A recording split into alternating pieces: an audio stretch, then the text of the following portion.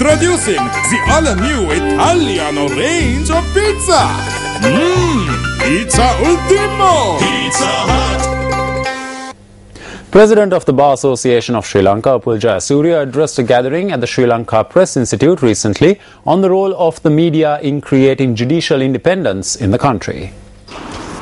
It is unfortunate that there is segregation between the private media, which is independent on the dependency of the ownership and its financial stability, and a totally biased state media which blatantly flout the rules of defamation and the contempt of court in obeying the instructions and the dictates of those who are in the seats of political power. We have the private media that is made to march to the guillotine at the pleasure of the powers that be.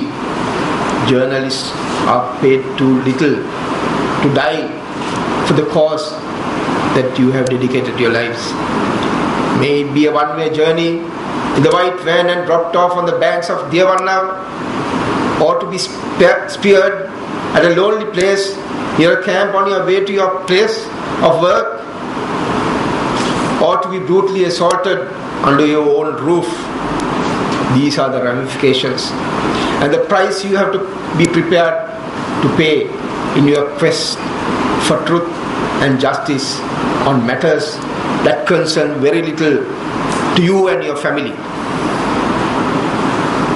If we lose our struggle for professional integrity, if we cannot defend our right to practice our profession with dignity and independence on the basis of the highest principles on which the professions are founded, then every person who seeks justice will be at risk.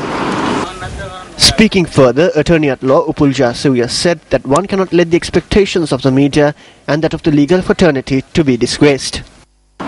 We must not let the great expectations of the media and that of the legal fraternity to succumb to compromise, submission, and finally utter disgrace. Unfortunately, we are gradually drifting towards the point of no return. Do we realize it? I don't think so. We don't react until we drop dead. It is not my problem, but his.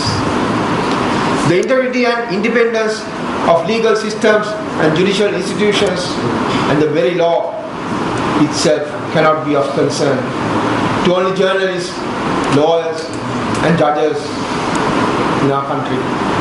Rather, it is of paramount concern to each and every one of us in the civilized world who have some regard and respect for rule of law, freedom of expression and other fundamental rights. Let us forget what we did not do.